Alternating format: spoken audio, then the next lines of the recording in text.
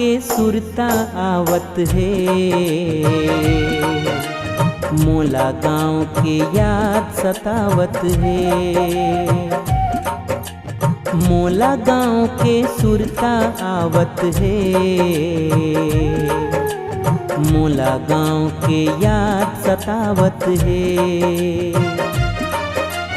गाँव के हर एक बात हा हो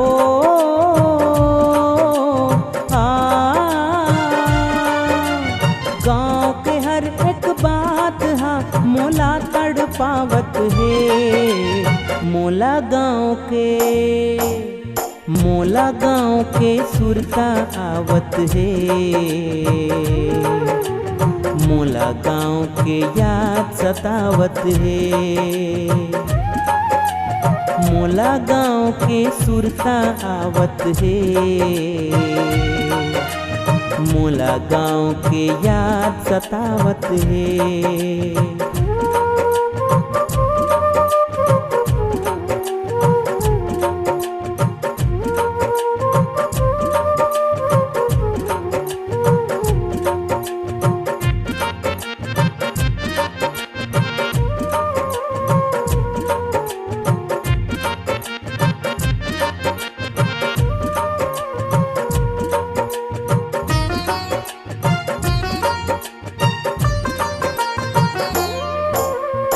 दौड़त दौड़त स्कूल जावन, आके हम डबरी में नहावन।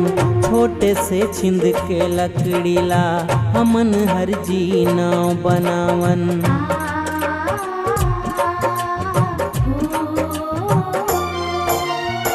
दौड़त दौड़त स्कूल जावन, आके हम डबरी में नहावन। छोटे से छिंद के लकड़ी ला हमन हर जी नाव बनावन। ओ छिंद के लकड़ी हाजी हो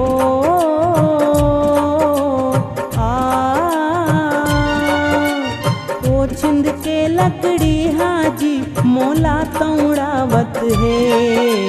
मोला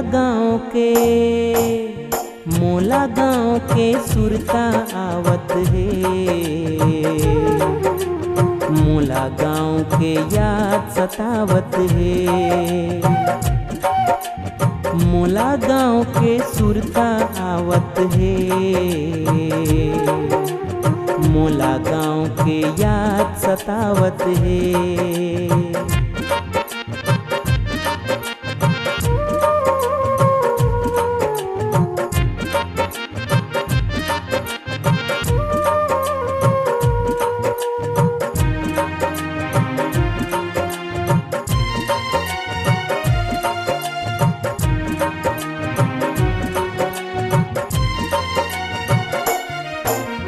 यहाँ के डोंगरी पहाड़ ला कैसे मैं हर तो भुलावो जी। कारी घटा करिया बादर ला कति कोती मैं ले जाऊं जी।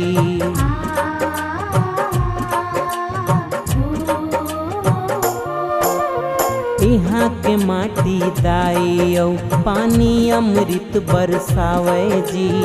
शहर में माटी औ पानी ला कहाँ ले खोज के लाओ जी। शहर में माटी औ पानी ला कहाँ ले खोज के लाओ जी। गाँव के हर एक पारा हो गाँव के हर एक पारा मोला पानी पियावत है। मोला गाँव के सुरता आवत है, मोला गाँव के याद सतावत है।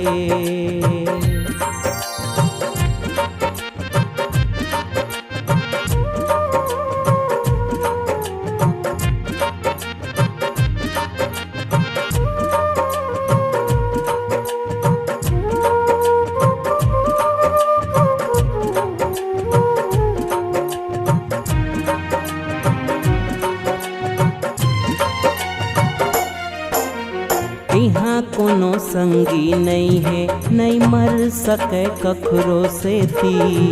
एक हरले मोर गाँव बने हैं, करत रहन भले खेती।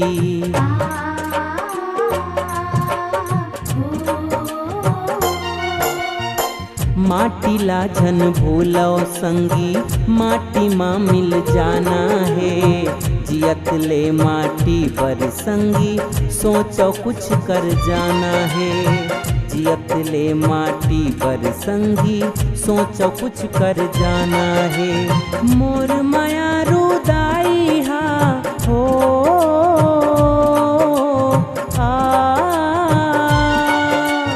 मोर माया रुदाई हा, मोला घर बुलावत है। मोला गाँव के सुरता आवत है। मोला गाँव के याद सतावत है। अभी हो बेटे जहारे, अपन गाँव लझन भुलारे। तोर बिना मोर बेटा मोला आदर लागे रे। घर आजा मोर बेटा, तोला दाई बुलावत है।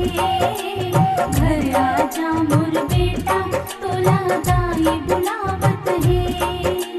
घर आजा मोर बेटा।